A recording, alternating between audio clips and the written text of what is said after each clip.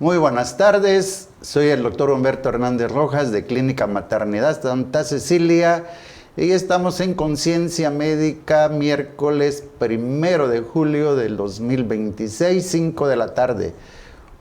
Un día muy feliz para todos los mexicanos, un momento muy agradable que se vivió el día de ayer y por qué no comentarlo. Aquí en Tuxtla se celebró en grande hasta las 2, 3 de la mañana en la famosa fuente que tenemos en la entrada del lado oriente de Tuxtla por el Poliforum, la salida Chiapa de Corzo, que nuestro gobernador anduvo feliz como una lombriz, se dice aquí en Tuxtla, celebrando en grande. Y ahora viene el momento más importante que va a ser el próximo domingo a las 6 de la tarde. No se lo vaya a perder, pero ojo, cuidado con el alcohol. Siempre hemos confundido el deporte con el alcohol y esto no se debe llevar a cabo porque en los momentos ya de la madrugada del día que se celebró el campeonato, no el campeonato, el que haya ganado el partido México, hubieron muchos pleitos, hubieron heridos en muchas partes de la República. Hoy nos toca un tema importante que ha venido a definir muchas partes en el área médica. Un día en la mañana, como las 11, 12 de la mañana, salgo del consultorio y me encuentro a la doctora Gabriela y le digo, oye doctora, ¿me puedes dar un tema en el programa Conciencia Médica? Claro que sí. Pero me gustaría que tocáramos un tema importantísimo, el papel fundamental de la mujer en la cirugía general. Dije yo, nunca me lo había yo imaginado ese tema, nunca lo había yo analizado y en ese momento me puse a recordar y que es muy cierto, de años y años y años, los quirúrgicos, tanto de cirugía general, como trauma, como torrino, el 99.9% son varones. Y le dije yo que sí, que con mucho gusto, pero que ella se comprometiera a hablarnos de la cirugía mínima invasiva que está de moda desde 1987, que es la laparoscopía. Y acá está con nosotros la doctora. Bienvenida, queridísima doctora. Muchas gracias. Muchas gracias por estar en Conciencia Médica. Pues muchas gracias, buenas tardes a todos, gracias por acompañarnos. Me gustaría que te presentaras, de dónde eres, dónde estudiaste, y qué has estado haciendo y qué es lo que más te falta de hacer. Bueno, soy la doctora Gabriela Ruiz, me gusta que me digan Gaby Ruiz o Gaby. Soy originaria de Comitán, la carrera de medicina la hice en la Benemérita Universidad de Puebla, la Autónoma, estuvimos ahí un rato y ya la especialidad la hice aquí en el estado, en el Hospital Dr. Gilberto Gómez Maza, que está avalado por la UNACH, ahí terminé la especialidad. Tuve algunos entrenamientos en laparoscopía, en mínima invasión, que es lo que, como dice el doctor, ahorita está de moda y es lo que la gente nos pide y que claro que es el estándar, que vamos a hablar de eso más adelante. Pues nada, trabajo para una institución, trabajo también a nivel particular, a nivel privado. Perfecto, muy bueno. Quisiéramos que vieras una cápsula que organizó nuestra producción, que se echa un 10 con sus cápsulas. Adelante, cápsula. El quirófano ya no es un territorio exclusivo de hombres. Hoy, una nueva generación de cirujanas está transformando la medicina en todo el mundo. Y lo están haciendo combinando dos revoluciones, la equidad de género y la alta tecnología. Históricamente, la cirugía fue una de las especialidades más restrictivas para las mujeres. Largas jornadas y viejos estereotipos mantuvieron la brecha. Pero las cosas están cambiando radicalmente. Y es precisamente aquí, en la cirugía de mínima invasión, donde el talento femenino está brillando con luz propia. La laparoscopía y la cirugía robótica exigen una motricidad fina extrema, visión espacial y una paciencia milimétrica. Estas técnicas permiten operar a través de incisiones más pequeñas que un grano de arroz. El resultado, menos dolor para el paciente, recuperaciones más rápidas y menos cicatrices. Un campo donde la precisión lo es todo. Más allá de la técnica, los expertos señalan que las mujeres aportan un enfoque integral en el cuidado perioperatorio, humanizando la alta tecnología. Hoy, las mujeres en la cirugía ya no son la excepción, son el presente y el futuro de una medicina más precisa, más humana y sobre todo sin límites de género. Para Diario Media Group, Luz Adriana Hernández. Aquí los de producción nos hicieron una mezcla de los dos temas que traemos y yo. Sí. Y nos lo vamos a ir llevando pausadito, pero rápido. Ok. ¿No? El tema es importantísimo, sobre todo lo de la cirugía en el área de la mujer. Años de los años, desde, de la época de los egiptos, de la época de, ¿qué será?, de los romanos. Sí. Únicamente eran hombres y hombres y hombres. A la mujer tal vez le enseñaban a curar heridas, o lo que ahorita es la enfermera, ¿no? Pero nunca le delegaban todos sus aprendizajes, todas sus enseñanzas hacia una mujer, porque lo consideraban mínimo. Porque la mujer nada más servía para dos cosas, para la cocina y para dar hijos. Vamos a hacer una pequeña introducción de nuestros temas y después le daremos la palabra a nuestro ponente. Históricamente, como lo mencionaba, era marginada, discriminada, ya que en las áreas quirúrgicas eran de predominio masculino por la rigidez de los programas de residencia, que en los cuales consideraban que la mujer no lo iba a aguantar, y menos que estaban en la edad de reproducción entre los 24 y 35 años, que era mejor que tuvieran hijos. Aunque la mujer actualmente ocupa cerca del 70% del personal de salud a nivel mundial, fíjense, están en menos del 25% en los cargos quirúrgicos.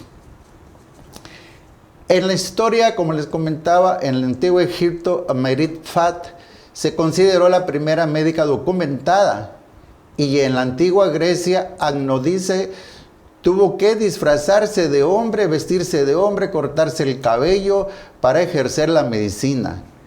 En 1849, Elizabeth Blackwell fue la primera mujer que tuvo un título de medicina en Estados Unidos, abriendo el camino para las mujeres en la medicina moderna, en la cual está nuestra queridísima Gaby. En 1887, en México, Matilde Montoya logra graduarse tras enfrentarse a una sociedad conservadora que la señalaban con el dedo, considerándolo hasta como un pecado lo que estaba haciendo. La evolución en México, específicamente en las instituciones de renombre, las mujeres han transformado las áreas de salud desde la investigación y la clínica. Un ejemplo es la doctora Rosario Barroso Moguel, experta patóloga, quien colaboró en la creación de la Escuela Mexicana de Patología y fue la primera mujer a ingresar a la Academia Nacional de Medicina en 1957. Y ahí nos vamos. Ahora tenemos acá a la excelente doctora que está precisamente en esa área importantísima que era labor del macho, del hombre calado, masculino. Esta área, y fíjense que no es algo que se hizo de la noche a la mañana, fue inventado y a lo largo del siglo XX. El primer procedimiento clínico fue en 1910 y la moderna, como la conocemos hoy, en 1987, con las primeras cirugías de vesícula asistidas por video. De 1901 al 1910 eran animales y en el 1910 en seres humanos. En los años 60 se agregó el uso de gases que permitió realizar las cirugías con más sencillez. En 1987 fue la revolución quirúrgica que marcó el inicio de la era moderna de la cirugía mínima invasiva, y como decía nuestro video que hicieron los de producción, ya estamos hasta con la cirugía robótica, ¿no? ¿Qué es el procedimiento? El procedimiento es utilizar un tubo delgado con luz y cámara que se llama laparoscópico, introduciéndolo en unas cortaditas de 1 centímetro, que este tipo de procedimientos reduce el dolor, el sangrado, la recuperación es más importante. Sus aplicaciones más comunes son en extracciones de vesícula, apendicitis, quistes de ovario, miomas, riñones, próstata, biopsias dirigidas y cirugía bariátrica, que también esa parte de nuestra querida doctora Gaby no nos mencionó, que también tiene la subespecialidad debido a la laparoscopía, ¿no? Las desventajas. Antes se utilizaba anestesia general, actualmente escogen al paciente que le ponen una anestesia que ahorita nos lo va a explicar la doctora. Es alta especialidad, no cualquiera la puede hacer, tiene que llevar un curso especial por el detalle que tienen en la visión bidimensional, que hace que dificulte la manipulación y se compliquen en algunos pacientes para los que no son expertos, yo le digo, en videojuegos, ¿no? Y está contraindicado en tumores muy grandes, en obesidad severa o que haya tenido cirugías anteriores. Este tema es importante, pero antes que entremos a la cirugía, cómo es la cirugía, cómo son los movimientos que hay que hacer, porque antes decían que solamente cirugía general y hoy a algunos pacientes se les coge cierto tipo de anestesia, ¿no? Sí, así es. Hablemos de la mujer porque creo que es el tema más importante de tocarlo, porque ¿cómo es posible que en esta época, digamos desde los años 70, ya fue el hombre a la luna, a otros espacios siderales, y sigamos siendo el clásico macho, y que esta área es nada más de nosotros y las mujeres no lo tocan? Sí, pues eso se vio durante muchísimo tiempo, ¿no? Si hablamos de estadísticas, actualmente quizá las mujeres representamos en el área de la cirugía, hablando de cirugía general, el 10%, ¿no? 10 son hombres, 1 es mujer. Quizá en años anteriores fue mucho por el machismo, fue mucho porque quizá pensaban que requería una fuerza y ahorita no es tanto eso ni ha sido por igualar. Sencillamente que se trata de vocación, ¿no? Se trata de que nosotros también tenemos esa capacidad, ¿no? De las decisiones, de los retos que presenta, como siempre una cirugía, y que el paciente ponga su vida en nuestras manos, eso pues siempre va a representar un reto. Actualmente hay muchas residentes, eso está abriendo el camino. Ahí tocaste un punto muy importante, que el paciente ponga la confianza en mí como mujer. Sí. ¿Qué te pasó alguna vez cuando estabas embarazada o estuviste operando a alguien que te haya dicho, no quiero que me opere porque 1 es mujer y 2 está embarazada? Sí, pues hablaríamos de, que dirían en 2020, en pleno siglo XX, eso sucede, sí, eso sigue sucediendo muchas veces. Me pasó que estaba yo en las etapas finales de mi segundo embarazo, tengo 2 niñas, y bueno, ya con una edad gestacional avanzada, por así decirlo, una pancita pues notoria, prominente. Unos 7, 8 meses, ¿no? Sí, por ahí más o menos. Pues uno siempre entra al cuarto del paciente para explicarle el procedimiento, qué es lo que vamos a hacer, qué se va a realizar, resolver las dudas que necesitan, que es muy importante. Entro con mi ayudante y pues bueno, nos ponemos a resolver las dudas a los familiares, resolverle las dudas al paciente, y ya de repente cuando yo me salgo, detienen a mi ayudante tantito, un familiar, hombre, y le pregunta, oye, ¿y la doctora puede operar así? Y le dice mi asistente, la doctora, le dice, ¿así cómo? Pues así embarazada, la doctora va a poder operar así. Y bueno, pues ella siempre sabiendo qué responder y en qué momento responderlo y cómo responderlo, le dijo, sí, claro, señor, no se preocupe, ¿no? Ya luego va, me lo cuenta y queda como una historia, como un chascarrillo quizá, como algo que contar, pero así nos pasa, ¿no? Por otro lado, también debo decir que he tenido pacientes que llegan conmigo porque buscan un cirujano, porque buscan en las redes y dicen, son puros hombres y yo estoy buscando a una mujer. Entonces, claro, mujeres. No me ha tocado que un hombre llegue y me diga, estaba yo buscando venir con una mujer. Generalmente llegan por confianza, por recomendación, ¿no? Por todo eso. Y ese dato es muy importante porque, por ejemplo, en el área de los embarazos, las mujeres buscan mujeres, o sea, Sí. ginecólogo o Sí. ginecóloga, ya se va hacia la ginecóloga, ¿no? Sí, Por lo mismo que volvemos a ver, por el pudor. sí, sí. Sí, yo siento que es un tema difícil porque me ha tocado a mí también ser paciente, estar del otro lado, y eso de las visitas ginecológicas y las consultas de obstetricia y ginecológicas también, una mujer busca como que el apoyo de otra mujer, pero no debe ser así. O sea, ya en pleno siglo XX debemos, no por la equidad de género, sino por estar conscientes de que tanto hombres y mujeres no se trata de quién es mejor ni de quién lo va a hacer mejor. Simplemente es un ser humano que está ejerciendo su vocación de manera profesional, y así escoger a un médico para sentirse cómodo, para sentirse cómoda. Eso es muy cierto. Una vez estábamos en un convivio con unos amigos y él es arquitecto. Ajá. Y me dice, ¿tú estudiaste medicina para ver puras mujeres desnudas? Y me empecé a reír. No. Ni sé por qué estudié medicina, te voy a contestar por primera vez, le digo. Mi papá quería que yo fuera ingeniero para que yo construyera grandes edificios aquí en Tuxtla Gutiérrez.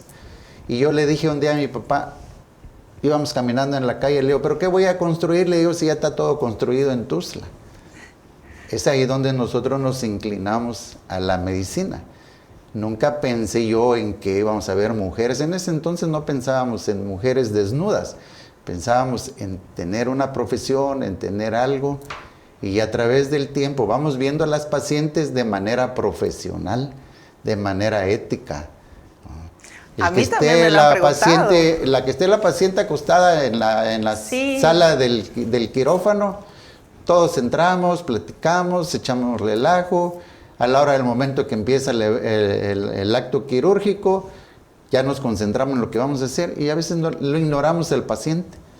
Sí, a mí también me han preguntado muchos amigos, ¿no? Y lo notan y se dan cuenta, pero no es así. O sea, los médicos en ese momento tenemos la mente ocupada en otra cosa. Sí.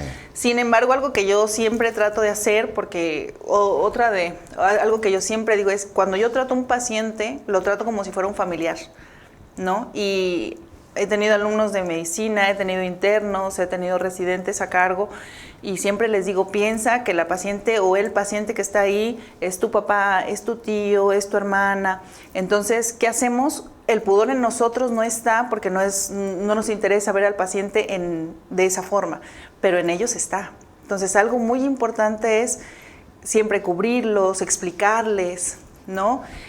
Y eso ha avanzado mucho y ya los pacientes es algo que también agradecen. Sí, claro. Bueno, vámonos a la historia porque nos estamos volviendo a salir, ¿no? Bueno. ¿Quién fue la primera cirujana general? Está registrado quién fue la primera mujer, que lo dijo al principio del programa, quién fue la primera mujer que se gradúa como medicina general, que fue en 1887. Después de tantos problemas, de tanto tabú que había en ese momento y que abrió paso a que las mujeres pudiéramos entrar a la carrera de medicina y ejercer esta noble profesión. No existe un registro como tal como la primer cirujana, pero sí existen las estadísticas, que era lo que yo les comentaba, que nos hablan de que en 2020, que fue la última que publica el Colegio Mexicano de Cirugía General, en el que dice, tengo 10,000 cirujanos que están certificados actualmente, de los cuales 1,000 y tanto son mujeres. Un 10%. Un 10%.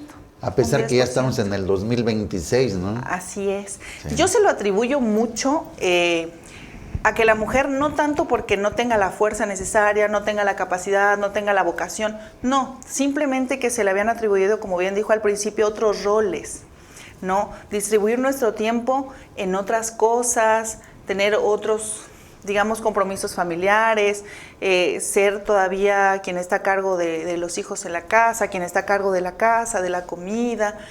Pero si algo también quisiera yo enfatizar para todas aquellas mujeres que están estudiando medicina y que me he topado muchas y que quieren una especialidad como esta, es una especialidad quirúrgica, y me dicen, ¿se pueden complementar ambas cosas? Y mi respuesta sería sí.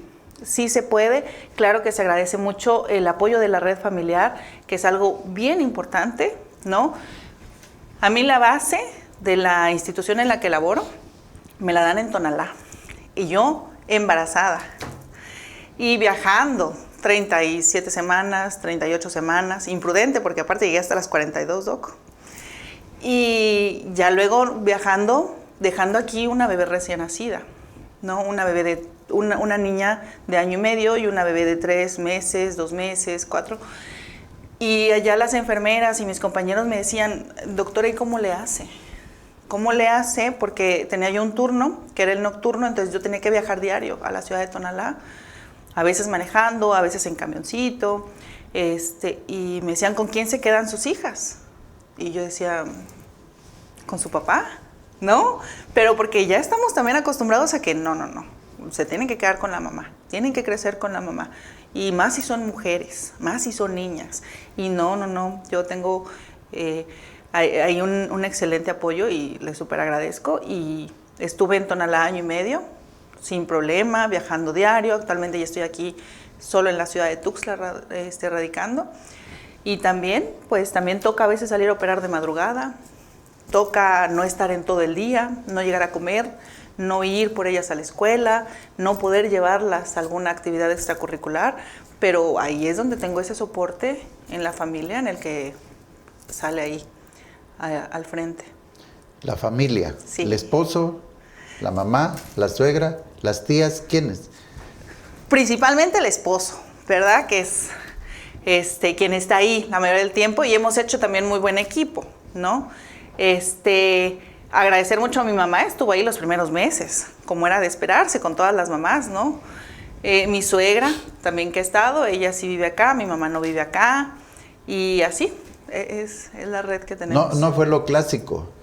La mujer se va a trabajar, después de 8 o 10 horas de jornadas de trabajo, regresa a la casa, mete la lavadora, plancha, prepara la cena, y ya está preparando como a las 11, 12 de la noche la ropa de los niños, la ropa del otro hijo, que también se va a trabajar, porque aquí son 2 hijos, más el esposo son 3 hijos, ¿no? Sí. Que hay que plancharle su ropa, que prepararle todo el desayuno para los 3 que se van, porque también entramos a trabajar. Un ejemplo, entramos a trabajar, la mujer sale a trabajar a las 7 de la mañana, regresa a las 5 o 6 de la tarde y otra vez la misma rutina. Sí. Es ahí donde dicen, el sexo débil es la mujer. Son iguales. No vamos a hablar aquí quién más, quién menos. Ya somos iguales. No vamos a hablar de feminismo. Somos iguales. ya vamos a salir ahí con un comercial que no debemos, por eso me detuve. No, actualmente, pero también se trata de que yo como mujer también voy a admitir que disfruto ese papel. Que disfruto ser la mamá del fútbol, que disfruto ser la mamá que se sienta a hacer la tarea, que se va a la gimnasia, ¿no? Platicamos con otras mamás y también eso es bien importante. Actualmente nos ayudamos mucho. Nos ayudamos mucho porque a veces dejan que los encargos de la escuela, y ellas me dicen, ¿ya compraste la tijera que pidieron? ¿Ya compraste el pegamento que dicen que se les acabó a los niños? Y cuando yo tengo la oportunidad, porque también es cierto que a veces tengo ratos libres, que está tranquilo el trabajo, pues les digo, oye, ¿ya compraron tal cosa? Y ahí poco a poco entre mujeres nos vamos apoyando. Está bien. Sí. Esta plática está muy buena porque honestamente, como lo dije al principio, ni por acá me pasaba que la mujer no estuviera en el rol quirúrgico. Pero sí es muy cierto. ¿Será que va a tener fuerza para estar en un evento quirúrgico? Yo pensé nada más en traumatología, honestamente. Sí. Porque ahí sí se requiere fuerza y voluntad. Sí. ¿No? Sí. No, mis respetos. Y conozco actualmente, hay muchas traumatólogas ya que antes no lo había. No lo había y ahora ya lo hay. Pero me tocó también hace poco un médico muy, muy conocido de acá, tiene una hija que ya va a entrar a medicina y que me decía que al futuro ella quiere cirugía y que él estaba preocupado y me decía, Gaby, ¿cómo la ves? Y yo lo animé y le dije, pues hay que apoyarlos, ¿no? Cuando quieras, si quiere venir su niña y entrar. Y su mamá, estando ahí, la mamá de la niña y la esposa del doctor, no es médico, y me decía, me preocupa a mi hija porque también la quiero ver desempeñada, también la quiero ver ejerciendo ese rol de mamá, ¿se puede? Y sí, claro que se puede. Entonces, a él que está en todo esto del área de la salud, que está en todo esto del área quirúrgica, porque aparte es un quirúrgico, también le preocupa eso y ya más en corto me decía, oye, la discriminación, ¿cómo está? Dura. Bueno, sí. Dura, sobre todo en el acoso sexual. Bueno, ya sería un tema bastante delicado de tratar, pero no tanto. Algo que también me pasó en la residencia, cuando estaba haciendo la especialidad en cirugía, es que entro a una cirugía, ¿no? Pues entras a aprender, entras a ayudar. Era una cirugía muy complicada, pero la reacción del médico de base, del médico que estaba encargado del especialista, de que estaba encargado de la cirugía, fue, ¿qué haces tú acá? ¿No? ¿Dónde están tus compañeros? Es que yo quiero un hombre. ¿Y uno qué hace? Nada, ¿no? Doc, discúlpeme, solo estoy yo, ¿dónde están los demás? Y empiezas a pensar qué decir, ¿no? Al final, actualmente somos muy buenos amigos. Al final era una cirugía muy complicada y él me dijo sinceramente, Gaby, es que hiciste que mi mentalidad cambiara sobre el rol de la mujer en la cirugía.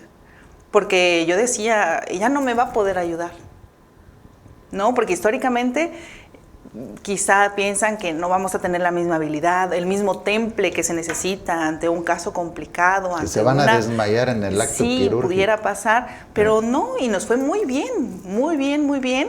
También que venían otras cirugías y era, Gaby, ¿me ayudas? Pues eso merece felicitarte. Ah, y ya muchas gracias. aquí tocamos el tema de la mujer en la cirugía y nos regresamos del corte y nos vamos a la cirugía laparoscópica.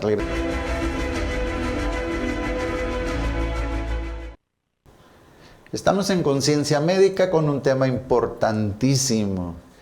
Ya hablamos del papel de la mujer en la cirugía y, oh sorpresa, en estos años 2026 todavía encontramos los clásicos que dicen, esta mujer que no me ayude en la cirugía, porque no va a aguantar todo el proceso quirúrgico y no se me vaya a desmayar en el momento preciso que yo la necesito más.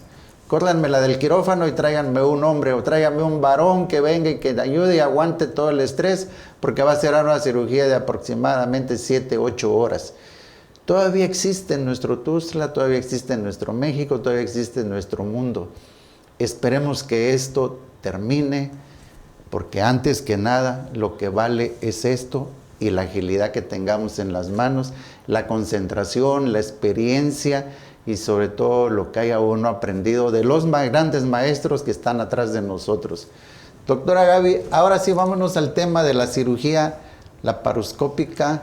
De mínima invasión. Es de mínima invasión, en el área que tú la manejas y en qué otra área también que tú hiciste la cirugía bariátrica. Bariátrica no. ¿No? Que sería, no, bariátrica no. Pero la cirugía de mínima invasión nos habla de una cirugía que nos permite realizar procedimientos sin que el paciente tengamos que hacer esas grandes incisiones de antes, ¿no? Introduciendo cada vez por trócares se llaman, que son el conducto, digamos, el tubo por el que entramos hacia la cavidad, cada vez más pequeños, que no queden cicatrices, que incluso se confundan con lunares, ¿no? Que está todo esto muy de moda. Al principio decíamos, es que si eres cirujano, que quiero ver y abrir, ¿no?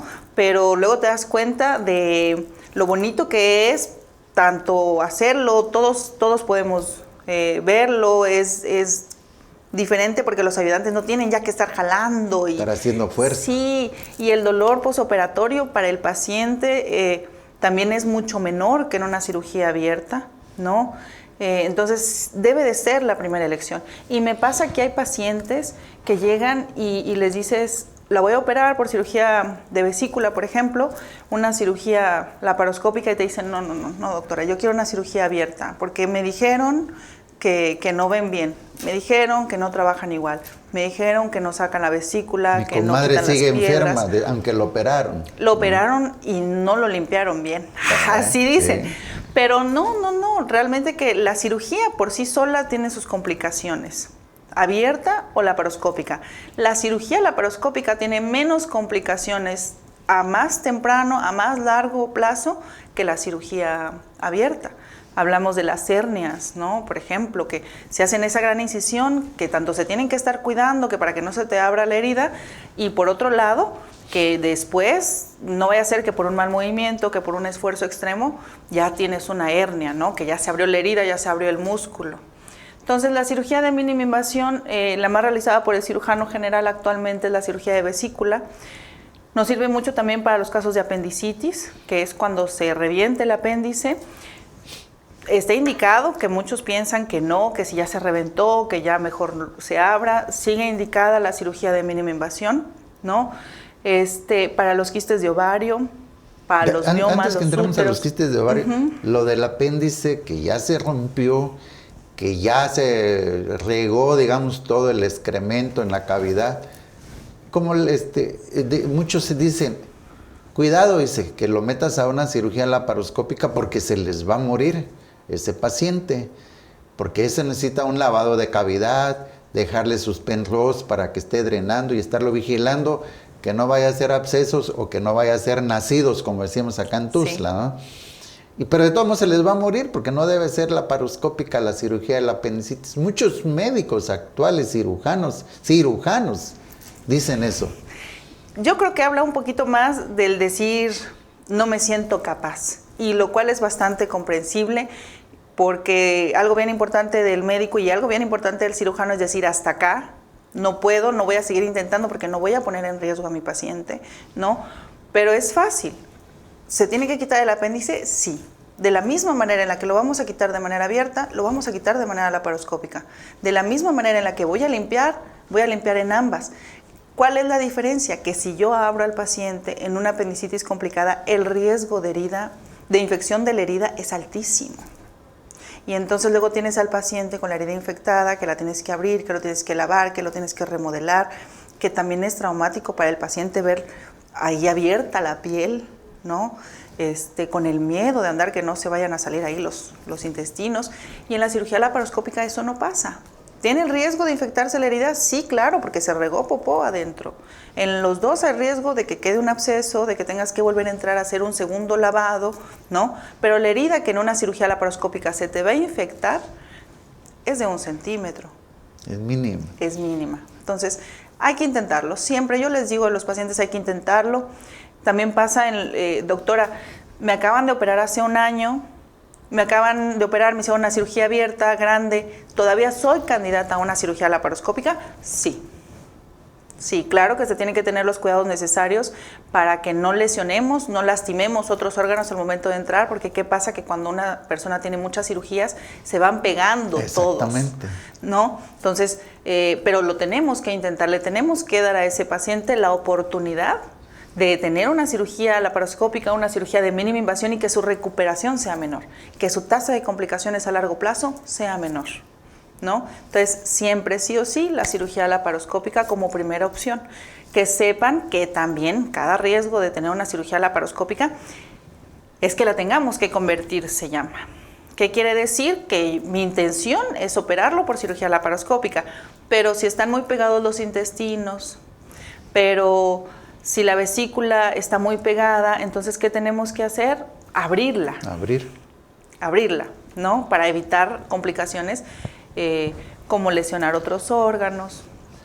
Más si empieza a sangrar, ¿no? Sobre todo ese hígado que está muy inflamado o que tenga problemas ya de inicio de cirrosis. ¿Cómo se hace ahí? He tenido los casos, gracias a Dios, nos ha ido muy bien. Lo hacemos con mucho cuidado. Siempre les explico a los pacientes, por ejemplo, la vesícula pues está pegada al hígado, ¿qué tenemos que hacer? Jalar la vesícula, irla despegando del hígado, pero ese irla despegando, como decía también la cápsula que hicieron los chicos al principio del programa, tiene que ser milimétrico, tiene que ser saber en dónde, saber cuánto, saber qué tan profundo me voy a ir para no lesionar el hígado, para no meterme y solo irme en esta capita de la vesícula y que no me vaya a sangrar. Es una cirugía que requiere de atención, que requiere de esa sensibilidad, de saber hasta dónde, hasta qué punto. Sobre todo la crítica que hay, ¿no? Sobre que tiene que saber manejar bien como un videojuego, porque es bidimensional, ¿no? Sí. Esa parte, yo estoy haciendo la cirugía y supuestamente estoy moviendo la derecha, pero es para cortar para la izquierda, o estoy moviendo la izquierda para cortar para la derecha, o sea, que sea invertido, ¿es cierto eso? Es invertida la cámara que usamos de 90 grados, y cuando entran ahí los médicos a ayudarme y que no tienen mucha experiencia en la cirugía laparoscópica, les digo, estamos viendo la pantalla y está fácil. Si yo quiero ver hacia la izquierda, muevo hacia la derecha. Si yo quiero ver hacia la derecha, muevo hacia la izquierda. Entonces, entender eso... Como un espejo, digamos. Entender esa relación de espejo sí es algo complicado, pero ya una vez agarrándolo, la verdad que es muy bonito. A mí actualmente hasta ya si me hablan y me dicen, doctora, quiero una cirugía laparoscópica de vesícula, respiro. Y ya si me dicen, no, doctora, es que yo no quiero, yo quiero abierta, ya también me da un poquito de pereza, porque de verdad qué bonita es la cirugía laparoscópica, qué bonito es. Y si tenemos una piedrita en el conducto que se llama colédoco, en el momento que estamos en plena cirugía, ¿no? Vamos a quitar la vesícula y vemos que el colédoco está más grueso, más ancho, y calculamos, aquí hay una piedra. ¿Qué se hace ahí? También se puede explorar las vías biliares de manera laparoscópica. ¿En ese momento? En ese momento. También se requieren de aparatos especiales, son cirugías también más grandes, son cirugías también más costosas, ¿no? Por lo que requiere, pero también se puede, ¿no? También requiere de un entrenamiento extra. Todo el equipo, en ese momento digamos que todo cambia. Y esto de la cirugía laparoscópica es relativamente nuevo. Si hablamos de que la medicina tiene miles y miles de años, de que la cirugía tiene también otros tantos miles, la laparoscopía tiene muy poquito, o sea, 1987. Y ahorita ha avanzado y va avanzando a pasos agigantados, ¿no? Mejoramos mucho en la insuflación. Antes, la anestesia, que quizá ahorita vamos a tocar ese tema, la anestesia que se usaba, no, que tiene que ser anestesia general, no, que tiene que ser ahora anestesia regional, ¿no? Todo ha ido avanzando y es relativamente nuevo, y eso de explorar la vía biliar por laparoscopía ya también se está implementando. Hablando de la anestesia, las primeras cirugías laparoscópicas que se hicieron al meter el dióxido de carbono, tenía que tener el aparato, la máquina de anestesia, un detector especial. Sí. ¿Ya no se utiliza? Sí, todavía, pero las máquinas ya nuevas de anestesia vienen implementadas con eso. ¿Ya viene incluida en las nuevas máquinas? Sí, y también ya actualmente se usan niveles mínimos de gas, que es bien importante, tiempos quirúrgicos más cortos, que eso también es muy importante, y la anestesia regional nos ayuda mucho para el dolor posoperatorio, ¿no? Luego me dicen los pacientes, ay, es que inflan así la panza como un globo y dejan adentro el aire y tarda un año para que salga, me dice un paciente. No, siempre aspiramos todo, o sea, sacamos todo el aire y si quedara un poquitito, no pasa nada, se absorbe, ¿no? Pero ya esas cirugías que antes veíamos y que estaban los abdómenes súper atención para dejarnos trabajar, no, depende mucho también de cada cirujano, ¿no? Hay que decir. Si está gordo, me da la respuesta ahorita que regresemos del corte. Bueno, pues para quienes apenas van a empezar a ver el programa, soy la doctora Gaby Ruiz, estamos hablando de la cirugía de mínima invasión. Vamos a hacer un poquito un resumen de qué es lo que hacemos durante este tipo de cirugías. Son cirugías en las que mediante incisiones de 1 centímetro aproximadamente, nosotros podemos meter material especial, pinzas, cámara para manipular los tejidos, para poder sacar órganos, resolver muchas enfermedades actualmente. Y se usa un gas especial para inflar el abdomen como si fuera un globo, que se separe la pared del músculo de los órganos y eso haga que no lesionemos algo que esté ahí pegado. Se hace con anestesia regional, aunque depende mucho del equipo quirúrgico, del anestesiólogo, pero la mayoría de los procedimientos son con la mitad del cuerpo, como le dicen los pacientes. Esto ayuda en el dolor posoperatorio, a que sea menor, a que el paciente le vaya mejor. También tiene que ver mucho el tiempo que nos lleva a hacer las cirugías. Son cirugías que duran aproximadamente entre 1 a 2 horas, dependiendo de la cirugía que es. Las enfermedades que nosotros podemos resolver mediante esta cirugía, mediante este tipo de cirugía son, por ejemplo, la vesícula, son biopsias, son quistes de ovario, quitar la matriz, las hernias inguinales. Incluso yo le digo a las pacientes que a veces tienen 2 enfermedades, las 2 se pueden resolver al mismo tiempo. Son muy comunes las patologías de ovario, incluso la OTB, ¿no? Que es la oclusión cuando se quieren operar para ya no tener hijos, también se hace actualmente de manera laparoscópica, de manera de mínima invasión. Esto hace que el paciente pueda estar menos tiempo en un hospital, pueda tener menos riesgos y que al futuro y a la larga pues le vaya mucho mejor. Hay una señora que la ligaron o le hicieron su salpingo hace 30 años. Tenía 16 años cuando tuvo su primer hijo y su esposo le dijo, ¿sabes qué? Solamente conmigo vas a tener hijos y solamente este. A los 16 años le hacen su cesárea y de una vez la ligan. Pasa el tiempo, se deja de esta persona, se casa con otro, pero no le dice que ya le hicieron la salpingo, que ya estaba ligada y que no podía tener hijos. Llega ahí con nosotros y nos dice, ¿me puede operar? Sí, le digo, pero por cirugía abierta es muy pocas las probabilidades que quede embarazada. Entonces la vamos a desinflamar bien, le vamos a dar un tratamiento y luego ya vemos si le hacemos una cirugía laparoscópica. No, dice, porque no quedan bien. A lo mejor cortan otra cosa que no es. Y no lo he logrado convencer. ¿Cómo se hace esa técnica para convencerla a ella y de explicarle que es mejor la laparoscópica, que te vamos a poner esto, te vamos a hacer esto? ¿Cómo sería la cirugía? Yo creo que lo más importante cuando tenemos a un paciente con muchas dudas y que el paciente sepa que no entre al quirófano con dudas, ¿no?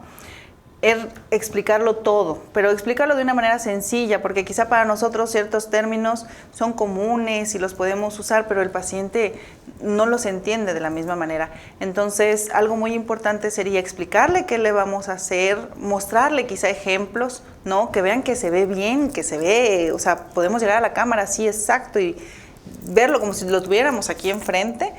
Y ya después de todo esto, también si la paciente no se siente en confianza, yo también algo que les digo es que no se haga. No, si la paciente dice no, porque me dijeron que no queda bien, que no ven bien, que no limpian bien, prefiero la cirugía abierta, lo importante es que la paciente esté tranquila con su decisión, que esté de acuerdo con el tratamiento que se le va a dar y entonces es ahí donde obtenemos los mejores resultados. Porque hay un punto que me olvidé decir. Ella no quiere que el esposo sepa qué tipo de cirugía le vamos a hacer, ¿no? Y ella quiere que le digamos al esposo que es un quiste que tiene en el ovario. Por eso no se embaraza. Ya lleva 5 años con esa persona y el esposo dijo, oiga, yo quiero saber por qué no se embaraza. Ya después ella llegó solita y ya nos explicó, ¿no? Pero, ¿qué hay que hacer ahí? Bueno, ya acepta la cirugía. ¿Es ético que le digamos al esposo o ayudamos a la paciente diciéndole, bueno, sí, le vamos a decir a tu esposo una mentira piadosa? ¿Y si se complica después? Sí, es un territorio muy oscuro, es un tema muy delicado. Todo esto de lo ético, vemos muchas cosas en el quirófano, vemos muchas cosas como médicos, vemos muchas cosas del núcleo familiar del paciente, ¿no? También están los pacientes de, por favor, no le digan, los familiares que le dicen, no le digan al paciente qué es lo que tiene, ¿no? Y pues ni modo, a nosotros nos toca un poquito seguir órdenes, ¿no? No podríamos mentir, ¿verdad? Pero sí tenemos que seguir con lo que el paciente está pidiendo y respetar la decisión que el paciente tiene, porque al final es su decisión, es su cuerpo, es su enfermedad, es la manera en la que ella lo quiere resolver. Entonces, sí, ahí sí respetar mucho la decisión de las pacientes y los pacientes, ¿no? Que se someten a una cirugía y que están poniendo en nuestras manos lo más importante que tienen, que es su salud y su vida. Sí, porque por más que la quiero convencer, ¿no? Mira, la cirugía laparoscópica nos va a llevar 30, 40 minutos, vas a quedar perfectamente bien, al otro día vas a estar haciendo tus quehaceres. Si no quieres que le digamos a tu esposo que lo que estamos haciendo, nosotros no vamos a comentar nada. Nada más te recibimos, te operamos y te sacamos. Si tú le dijiste que es un quiste, eso le vamos a poner en el papel, pero tú nos firmas aparte de lo que te vamos a hacer, ¿no? Así es. Porque eso le puedo decir, que al final quizá entre ellos se entienden y a ella se le ocurre en 5 años contarle al esposo y el esposo venir a reclamarnos a nosotros que dónde está nuestra ética, que por qué no se le explicamos, que él era el familiar responsable. Entonces, sí, un médico se tiene que respaldar con un papel en el que diga, yo le dije a ella que tenía que hacer de esta manera, pero ella lo pidió así, ¿no? Y bajo el consentimiento informado. Y de preferencia siempre decirle, ok, no se lo decimos a tu esposo, pero entonces necesitamos un familiar directo que sí sepa. Porque sí, en ese momento decir, te opero. Por ejemplo, la mamá. Claro. Porque decir ahorita, te opero de a ver qué te opero y voy y cuento con tu esposo otra cosa, como bien dijo. Y si se nos complica, y si sangra, y si algo pasa, el familiar luego puede venir a nosotros a reclamarnos. Y han habido casos de que le mienten al papá, de que la hija se va a operar de algo y resulta que se complicó y se operaba de otra cosa, ¿no? Pero siempre y cuando firme un familiar responsable sobre la cirugía que vamos a hacer, no hay ningún problema. Ya son cuestiones entre ellos, familiares que no se quieren contar o que no se quieren decir todo, pues también se entiende. Nos quedan unos 2, 3 minutos. Okay. ¿Qué les podrías recomendar a los que nos están escuchando y viendo ahorita y después que quedan en las redes para que nos sigan y te pregunten alguna vez alguna duda que les nazca de lo que tú les recomiendes ahorita? Bueno, pues yo les recomiendo que si van a pedir una cirugía, pidan una cirugía laparoscópica, pidan una cirugía de mínima invasión, que tengan confianza en su médico. Les recomiendo que no tengan ninguna duda, que gracias al avance de las tecnologías, la comunicación médico-paciente se ha empleado, se ha abierto de muchas maneras. Respondan todas sus dudas, confíen en su cirujano, infórmense de que el cirujano tenga título, tenga cédula, que esté certificado, ¿no? Porque es su salud. Y bueno, pues que nos sigan en las redes. Muchas gracias por invitarnos al programa. Es un programa que a mí me gusta mucho. Muchas felicidades. Y cualquier duda, claro que la vamos a poder estar contestando. Gracias por estar con nosotros. Y recuerde lo que les está recomendando la doctora. Toda la tecnología nueva hay que aprovecharla. Pudiera ser que al principio nos salga un poco caro, pues porque son equipos de alta definición, de altos costos. Siempre la medicina se ha manejado con equipos muy caros, pero pues es lo mejor para nosotros, para la humanidad. Si yo tengo las posibilidades de quitarme mi vesícula por medio laparoscópico, no lo pienso. Y les voy a platicar lo mío que pasó. A mí me detectaron hace tiempo que tenía muy engrosada la vesícula y que ya estaba atrófica, que ya no funcionaba. Sí. Y se elevan mis marcadores tumorales. Dije yo, ya tiene cáncer mi vesícula. Sí. No me voy a operar todavía, me voy a esperar. Y se elevan más los marcadores después de 6 meses. Te voy a platicar lo que hice. Tenía yo ganas de conocer Disneylandia. Compré mis boletos, me fui a todos los parques de Disneylandia, 7 días. Ya estando en la Ciudad de México, le hablo a un amigo, oye, le digo, ¿me puedes operar a las 7 de la noche? Estoy aquí en la Ciudad de México, voy para allá. Acá te espero, dice. Llegamos a las 6 de la tarde, llegué a mi casa, me bañé, me cambié y me voy a la cirugía. Eran las 9 de la noche. El sábado a las 7 de la mañana me estaba yo bañando, me pedí que me quitaran el suero y el domingo estaba ya en la comida del cumpleaños de una tía. El lunes ya estaba yo trabajando. Sí. Como buen médico, Como y buen como médico. buen especialista y como buen quirúrgico. Sí. Y recuerde que nosotros le traemos la ciencia y usted haga conciencia. Muchísimas gracias, mi queridísima Gaby. Damos un pequeño reconocimiento. Muchas y gracias. agradecemos tu tiempo porque por ahí me dijeron que tenías una cirugía de 5 a 6 y lo cambiaste para las 8 de la noche por nosotros. Sí, así Gracias, es. gracias, Muchas gracias a usted. Vamos a la reflexión. Recuerda, el avance de la tecnología ha minimizado las complicaciones quirúrgicas. Si puedes escoger la paroscopía, debes tener. Gracias por estar con nosotros. Gracias por estar con nosotros y recuerde que a las 7 de la noche Chiapas al cierre. Nos vemos el próximo miércoles.